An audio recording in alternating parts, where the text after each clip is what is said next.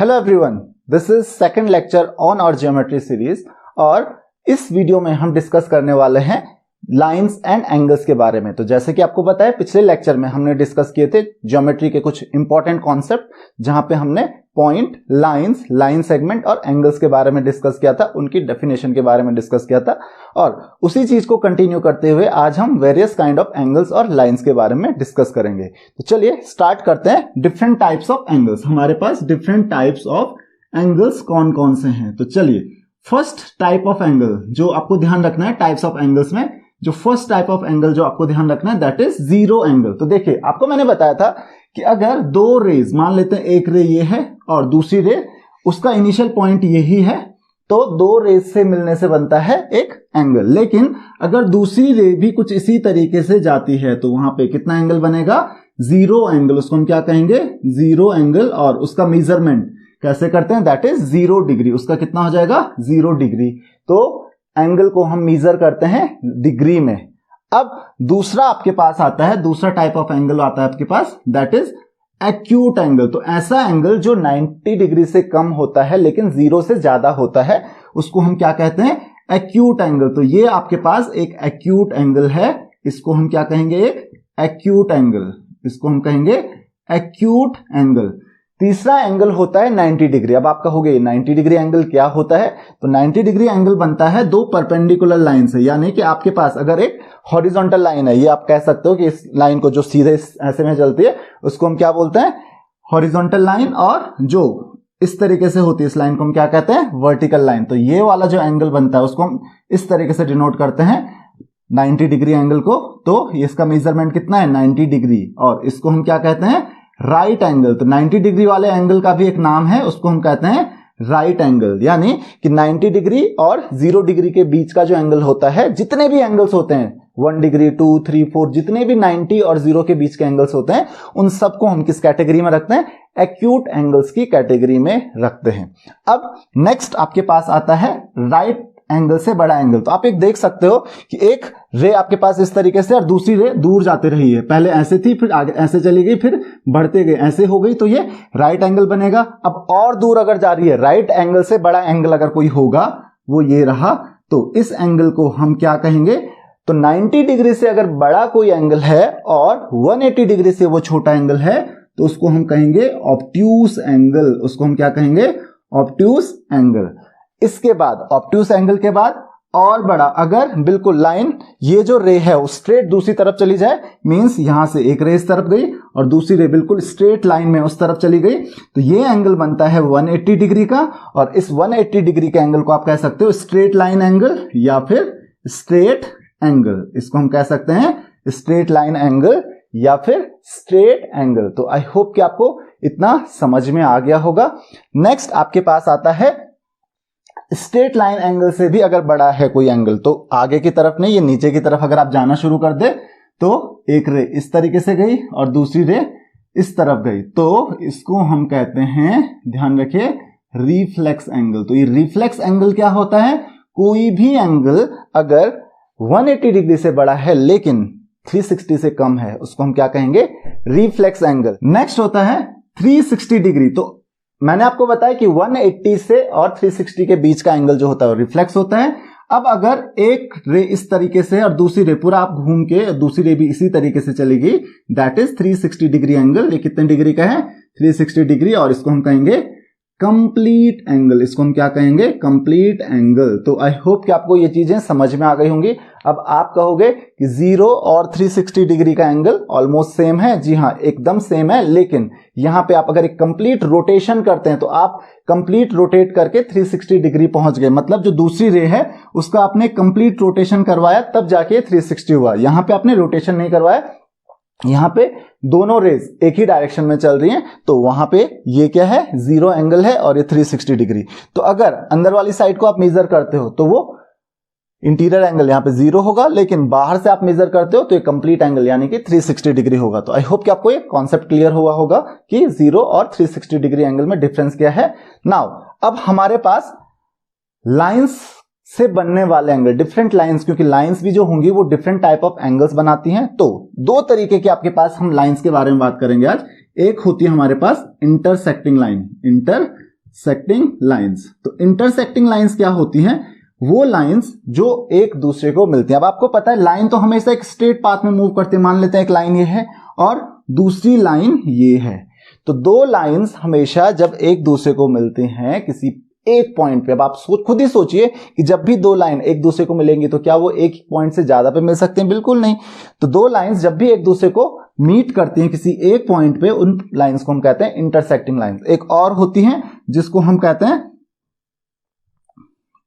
अगर एक लाइन इस तरीके से और दूसरी लाइन भी उसी के ऊपर से है तो ये आपको दो लाइंस दिखेंगी नहीं। तो इन लाइंस का हमारे पास कोई आपके लिए कोई खास इंपॉर्टेंस है नहीं, ठीक है। लेकिन अगर दो लाइंस एक दूसरे के साथ चलती हैं उनको हम पैरेलल लाइंस कहते हैं, उस पर भी हम अभी आते हैं। तो ये हो गए आपकी इंटरसेक्टिंग लाइन जो एक दूसरे को एक ही पॉइंट पे मिलती हैं। अब यहां पे देखिए, आपको ये पता है कि ये एक स्ट्रेट लाइन है। मान लेते हैं ये एंगल बना रहा है x, ये एंगल बन रहा है यहां पे x, करेक्ट। और ये एंगल मान लेते हैं y है, ये एंगल क्या है? y है, करेक्ट। तो आपको ये पता होना चाहिए कि x plus y is equal to 180 degree. x plus y is equal to 180 degree, correct. क्यों? क्योंकि ये वाला जो कंप्लीट एंगल है, ये वाला एंगल, ये तो टोटल कितना है? ये 180 डिग्री का, क्योंकि ये स्ट्रेट लाइन है। तो इसीलिए x plus Y equal to क्या हो गया? ये 180 डिग्री हो गया। तो इस तरीके से हमको प्रूव करना सीखना पड़ेगा। तो किन्हीं भी दो लाइंस, किन्हीं भी दो एंगल्स मान लेते हैं, यहां पे ये पॉइंट मान लेते हैं O है, ये A है, ये B है, ये C है और ये D है। अब मैं आपको ये भी बताता हूं कि आप एंगल्स को लिखते किस तरीके से, मेंशन किस तरीके से करते हैं। तो ये जो एंगल बन रहा है आपके पास x, इसको मैं क्या कह सकता हूं? दैट इज एंगल, यहां से देखिए A इस तरीके, क्योंकि एंगल ऐसे बन रहा है ना इस तरीके से, तो इसको हम क्या पढ़ेंगे? Angle AOB। यहां से एक तरफ से दूसरी तरफ, बीच वाले पॉइंट्स को बीच में ही रखेंगे हम। तो angle AOB is equal to x। ये क्या हो गया? x हो गया। और एंगल, ये वाला जो एंगल है कौन सा वाला? ये वाला तो x है। और ये वाला जो एंगल है ये क्या है? y है। कौन सा है ये एंगल? यहां से देखिए, यहां से और इस तरीके से बन रहा है। तो कौन सा एंगल हुआ ये? इसको हम पढ़ेंगे एंगल BOC। BOC ऐसे में एंगल बन रहा है, that is equal to y। तो x प्लस वाई, यानी कि आप कह सकते हो angle AOB plus BOC equal to 180 degree. तो वो दो एंगल्स जिनका सम 180 डिग्री होता है, या दो एंगल्स जो एक स्ट्रेट एंगल, जो इस स्ट्रेट लाइन में अगर कोई लाइन उसको इंटरसेक्ट करती है, डिवाइड करती है, उससे दो एंगल बनेंगे। तो यहां पे देखिए AC कोई एक लाइन सेगमेंट था। तो ये जो लाइन है AC वाली, इसको एक लाइन ने दो पार्ट्स में डिवाइड किया। तो कोई भी लाइन सेगमेंट अगर स्ट्रेट लाइन को दो पार्ट्स में डिवाइड करता है और उनका सम क्योंकि 180 डिग्री होता है, तो इसको हम कहते हैं लीनियर पेयर। इसको हम क्या कहेंगे? Linear pair. इसको हम क्या कहेंगे? Linear pair. तो इसको हम मान लेते हैं ये इक्वेशन 1 हो गई, करेक्ट। उसी तरीके से एक काम हम और करते हैं, इस एंगल को हम नाम दे देते हैं, इस एंगल को हम नाम दे देते हैं एंगल P, और इस एंगल को हम नाम दे देते हैं, ये पॉइंट O है, इस एंगल को हम नाम दे देते हैं एंगल Q। तो अब देखिए, तो एंगल यहां पे देखिए ये भी एक स्ट्रेट लाइन है। तो आप ये कह सकते हो angle P plus angle y is equal to 180 degree. अब ये ऐसा क्यों हुआ? क्योंकि ये जो स्ट्रेट लाइन है, ये एंगल P और y, ये एक स्ट्रेट लाइन है। तो जैसे यहाँ पे x और y का सम 180 डिग्री हुआ था, यहाँ पे भी ये पूरा का पूरा एंगल 180 डिग्री हो गया। तो angle P plus angle y is equal to 180 degree. इसको हम इक्वेशन 2 नाम दे देते हैं। तो अब यहां पर आप देख सकते हो कि इक्वेशन 1 और इक्वेशन 2, x प्लस वाई भी 180 डिग्री है और p प्लस वाई भी 180 डिग्री है। तो आप ये कह सकते हो angle p plus angle y is equal to angle x plus angle y, correct. कहां से? From equation 1 and 2। इक्वेशन 1 और 2 से आप ये कह सकते हो कि p plus Y equal to क्या होगा? x प्लस वाई होगा। अब यहां पे देखिए, यहां पर एंगल y दोनों तरफ है। तो एंगल y दोनों तरफ है, तो दोनों तरफ आप इसको हटा सकते हो, कैंसिल कर सकते हो, दोनों तरफ ऐड हो रखा है। तो यहां से आपको क्या मिल गया? Angle p is equal to angle x। हमको क्या मिला? एंगल p जो है वो किसके बराबर है? एंगल x के बराबर है। यानी कि जो एंगल p है ये किसके बराबर है? x के बराबर है। उसी तरीके से अगर यहां पे देखें, क्योंकि एंगल P, चलो यहां पे एंगल P था, ये अभी P ही रहने देते हैं। उसी तरीके से angle P plus angle Q, इसको हम इक्वेशन 3 मान लेते हैं, correct. Angle P plus angle Q is equal to, ये भी कितना हो जाएगा? ये हो जाएगा 180 डिग्री, ये भी क्या हो जाएगा 180 डिग्री। तो आप किसी भी तरीके से कह सकते हो angle P plus angle Q equal to 180 degree. क्यों? सेम, क्योंकि ये एक स्ट्रेट लाइन है। और आप चाहो तो ये इस स्ट्रेट लाइन को भी मान सकते हो, तो x plus Q equal to भी 180 डिग्री हो जाएगा। तो ये भी आप कह सकते हो कि angle x plus Q is equal to 180 degree, क्योंकि ये पूरा स्ट्रेट लाइन है, ये एंगल प्लस ये एंगल टोटल कितना बन रहा है 180 डिग्री बन रहा है, क्योंकि ये स्ट्रेट लाइन एंगल है। तो ये चीज ध्यान रखिए, दोनों का सम कितना आएगा 180 डिग्री आएगा। अब यहां पर देखिए angle x plus angle q is equal to 180 degree है, इसको हम इक्वेशन 4 मान लेते हैं। और यहां पर इक्वेशन 1 क्या कहती थी कि x प्लस वाई भी 180 डिग्री है और x प्लस क्यू भी 180 डिग्री है। तो आप कह सकते हो कि x plus Q is equal to x plus Y. कहां से? फ्रॉम इक्वेशन 1 एंड 4, क्योंकि दोनों क्या हैं, x प्लस क्यू भी 180 डिग्री, तो ये भी 180 डिग्री हुआ, ये भी 180 डिग्री हुआ। तो यहां से आप दोनों तरफ x को कैंसिल कर सकते हो, इसका मतलब angle q is equal to angle y। तो यहां पे एंगल P किसके बराबर है? x के बराबर। एंगल Q किसके बराबर है? y के बराबर।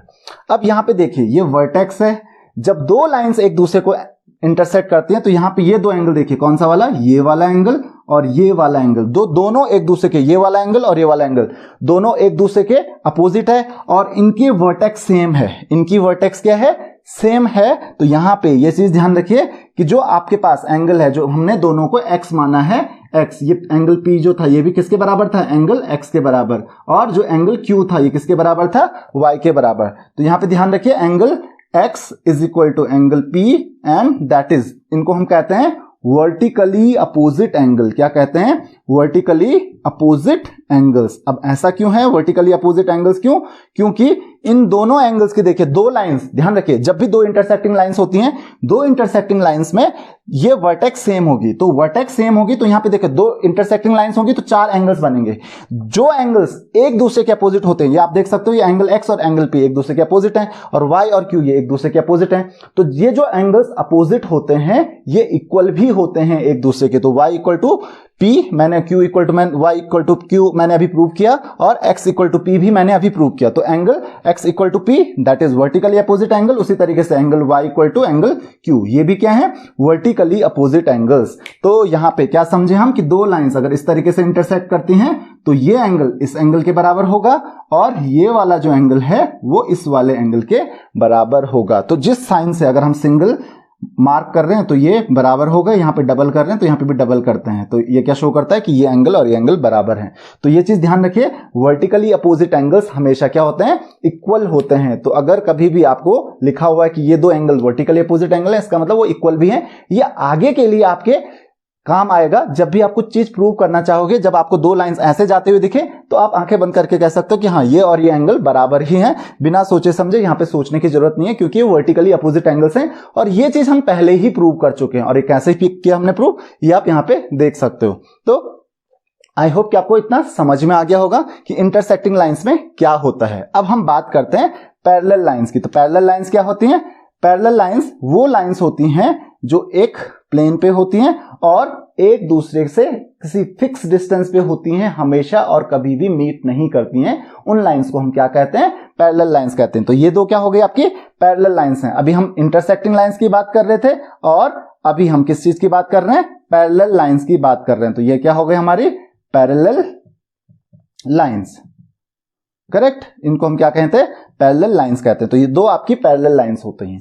अब इन दो पैरेलल लाइंस को, क्योंकि ये कभी भी एक दूसरे के साथ मीट नहीं करती हैं, इन दो पैरेलल लाइंस को अगर कोई लाइन इंटरसेक्ट करती है तो इसको हम कहते हैं ट्रांसवर्सल। इसको हम क्या कहते हैं? ट्रांसवर्सल। इसको हम कहते हैं ट्रांसवर्सल लाइन। ये आपकी ट्रांसवर्सल लाइन या ट्रांसवर्सल हो गया। तो आई होप कि आपको इतना समझ में आ गया होगा कि ये ट्रांसवर्सल लाइन क्या होगी। अब खास बात क्या होती है कि ये जो दो पैरेलल लाइंस होती हैं ये ट्रांसवर्सल लाइन, अब ध्यान रखिए ये वाला जो एंगल हो गया इसको मैंने नाम दे दिया एंगल 1, इस वाले एंगल को मैंने नाम दे दिया एंगल 2, इस वाले को मैंने नाम दे दिया एंगल 3 और इस वाले को मैंने नाम दे दिया एंगल 4। उसी तरीके से इसको मैंने नाम दे दिया एंगल 5, इसको मैंने नाम दे दिया एंगल 6 या इसको 6, इसको 7 और इसको 8। अब यहां पे आप ध्यान से समझिए। तो अभी मैंने वर्टिकली अपोजिट एंगल्स का आपको कॉन्सेप्ट बताया कि x, ये अगर x है तो ये भी x है, इसको अब हटा ही देते हैं हम, ये y है तो ये भी y है। अब हम बात कर रहे हैं इन पैरेलल लाइंस की, कि पैरेलल लाइंस में आपको क्या जानना है, क्योंकि ये सबसे खतरनाक, सबसे इंपॉर्टेंट कॉन्सेप्ट आपके लिए, क्योंकि अगर ये आपको समझ में नहीं आया तो आगे जाके बहुत ज्यादा प्रॉब्लम्स होती हैं। तो देखिए यहां पे 8 एंगल्स हैं और इन 8 एंगल्स के बीच में रिलेशन हमको समझना है। तो यहां पे आप कह सकते हो कि angle 1 is equal to angle 3, angle 1 या एंगल 1 इक्वल टू, यहां पे एंगल 3 नहीं, angle 1 is equal to angle 4 हो जाएगा। अब आप कहोगे ये कैसे हो गया, एंगल 1 इक्वल टू एंगल 4 कैसे हो गया? तो देखिए ये एक लाइन है और ये एक लाइन है, ये दोनों एक दूसरे के अपोजिट हैं और ये दोनों एक दूसरे के अपोजिट हैं क्योंकि सेम वर्टेक्स है, तो ये क्या हो गए, vertically opposite angle, vertically opposite angles. तो ये दोनों एंगल के पेयर जो हैं इनको हम क्या कहेंगे, वर्टिकली अपोजिट एंगल्स कहेंगे। अब उसी तरीके से ये एंगल 2 और एंगल 3 भी क्या है, वर्टिकली अपोजिट है, तो इसका मतलब इन दोनों को भी क्या होना है, इक्वल होना है। तो एंगल 2 इक्वल टू क्या होगा यहाँ पे, एंगल 3 होगा। ये भी इसीलिए इक्वल होंगे क्योंकि ये भी क्या है, वर्टिकली अपोजिट एंगल्स हैं। अब एक और चीज, angle same 5 is equal to, ये एंगल 5 है हमारे पास, चलो यहां पे इसको हम 7 लिख लेते हैं, इसको 8 लिख लेते हैं। तो angle 5 is equal to angle 8, ये भी क्या है, वर्टिकली अपोजिट एंगल है, तो इक्वल होना जरूरी है।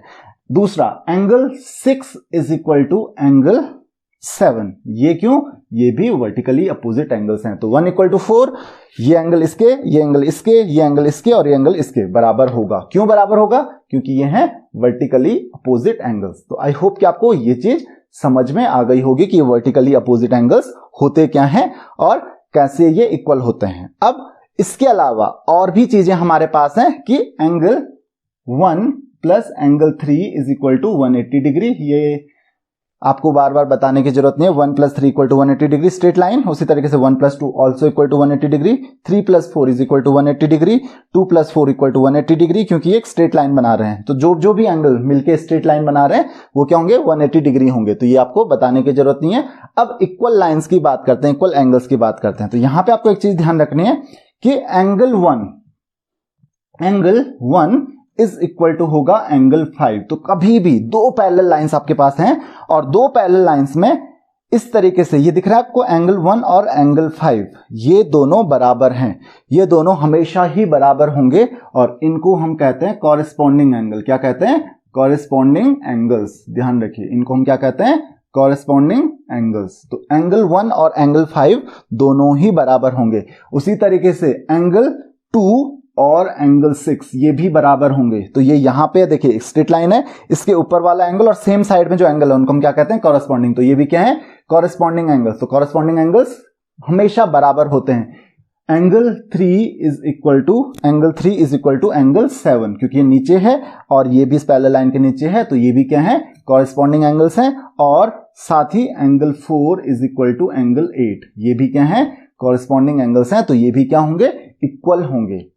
उसके अलावा जब ये चीज हो गई, उसके अलावा और क्या होता है इसमें, तो एंगल 1 यहां पे आप देख सकते हो, एंगल 1 और देखिए क्योंकि एंगल 1 एंगल 4 के बराबर है। अब यहीं से आप देख सकते हो एंगल 1 एंगल 4 के बराबर है और एंगल 4 देखिए एंगल 8 के बराबर है। एंगल 4 किसके बराबर है, एंगल 8 के बराबर, और एंगल 8 जो है वो एंगल 5 के बराबर, यहां पे आप देख सकते हो। तो ये सारी चीजें हमने देखिए पहले ही कर ली, ठीक है। तो यहां पे हम क्या कह सकते हैं कि जितने भी हमने एंगल्स पढ़े थे, ये एंगल 1 और ये एंगल 6, एंगल यहां पे angle 2 is equal to angle 6 हमने लिखा है, हाँ। तो ये एंगल 1 और एंगल 8 जो होगा, ध्यान रखिए angle 1 is equal to angle 8 होगा। कैसे, क्योंकि देखिए एंगल 1 इक्वल टू एंगल 4 है।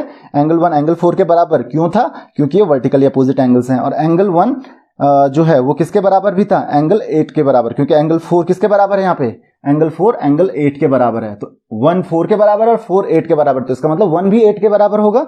तो इनको हम कहते हैं, देखिए बाहर की तरफ है, ये 8 भी बाहर की तरफ है, तो इसको हम कहते हैं ऑल्टरनेट एंगल। ऑल्टरनेट, ध्यान रखिए ऑल्टरनेट, और क्योंकि बाहर की तरफ है तो इसको हम कहते हैं alternate exterior angles. Alternate exterior angles. उसी तरीके से ऑल्टरनेट क्यों, क्योंकि ये इस तरफ है और ये वाला एंगल जो 8 है वो इस तरफ है, और दोनों क्योंकि बाहर की तरफ है तो इनको हम कहते हैं ऑल्टरनेट एक्सटीरियर एंगल्स। उसी तरीके से एक और पेयर बनेगा, देखिए एंगल 2 का। देखिए एंगल 2 क्या किसके बराबर है, एंगल 3 के बराबर, और यहां देखिए एंगल 3 किसके बराबर है, एंगल 7 के बराबर। तो देखिए ये 2 है और ये 7 है, तो एंगल 2 3 के बराबर था और 3 7 के बराबर था, तो एंगल 2 इज इक्वल टू क्या हो जाएगा, एंगल 7, और इसका भी रीजन क्या है, ऑल्टरनेट एक्सटीरियर एंगल। तो ये पॉइंट आपको याद रखना है।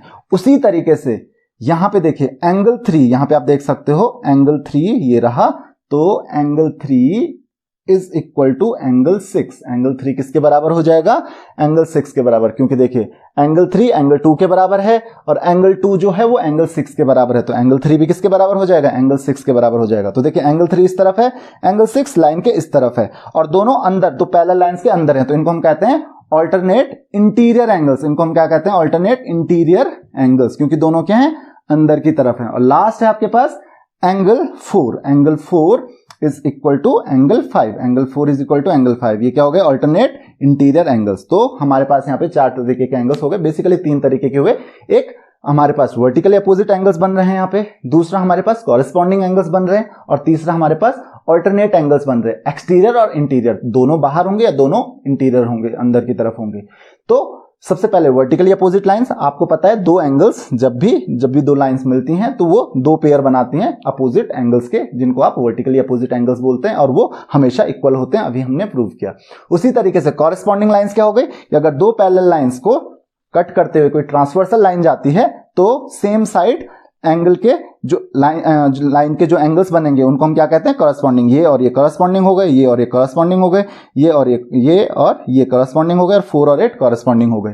तो ये हो गए आपके पेयर ऑफ कॉरेस्पॉन्डिंग एंगल्स, ये 4 कॉरेस्पॉन्डिंग एंगल्स है। और उसके अलावा क्या बनते हैं हमारे पास, ऑल्टरनेट एंगल्स। तो ऑल्टरनेट बाहर की तरफ होते हैं और या फिर अंदर की तरफ होते हैं, तो ऑल्टरनेट एक्सटीरियर और ऑल्टरनेट इंटीरियर। तो देखिए दोनों एंगल अगर बाहर की तरफ हैं, एक एंगल इस तरफ है और ये वाला एंगल इस तरफ है, तो ये क्या हो गया, 1 और 8 ऑल्टरनेट है, एक इस तरफ है और एक इस तरफ है, और दोनों बाहर हैं, पैरेलल लाइन से बाहर हैं, बाहर की तरफ हैं, तो इनको हम क्या कहेंगे, ऑल्टरनेट एक्सटीरियर एंगल। उसी तरीके से 2 और 7 भी क्या है, ऑल्टरनेट एक्सटीरियर एंगल। और अगर दोनों एंगल्स इस ट्रांसवर्सल के अपोजिट साइड में बन रहे हैं लेकिन पैरेलल लाइंस के अंदर बन रहे हैं, यहां देख रहे हो अंदर की तरफ बन रहे हैं, तो 3 और 6 ऑल्टरनेट एंगल्स होंगे, लेकिन कैसे हैं, ये इंटीरियर एंगल्स हैं। तो ऑल्टरनेट इंटीरियर, 4 और 5 क्या है, ऑल्टरनेटिंग इंटीरियर एंगल्स। तो 3 6 4 5 ऑल्टरनेट इंटीरियर, और 1 8 एंड 2 7 ये क्या है, ऑल्टरनेट एक्सटीरियर। तो आई होप कि आपको ये चीज समझ में आ गई होगी कि ये पैरेलल लाइन में डिफरेंट टाइप ऑफ एंगल्स किस तरीके से बनते हैं और कौन सा एंगल किसके इक्वल होता है। तो ये चीज आपको हमेशा याद रखनी है, क्योंकि फर्दर आप ज्योमेट्री के बारे में पढ़ोगे, ज्योमेट्री पढ़ते रहोगे, आगे ट्राइंगल्स के बारे में पढ़ोगे, क्वाड्रिलेटरल्स के बारे में पढ़ोगे, कुछ भी चीज पढ़ोगे, ये सारी चीजें बीच बीच में आती रहती हैं। तो आई होप कि आपको ये लेक्चर समझ में आ गया होगा। अगर आपकी कोई भी क्वेरीज, कोई भी डाउट्स हैं तो आप मुझे कमेंट्स, फेसबुक, इंस्टाग्राम कहीं पर भी क्वेश्चंस पूछ सकते हैं। So this is all in this lecture. See you in the next lecture. Thank you very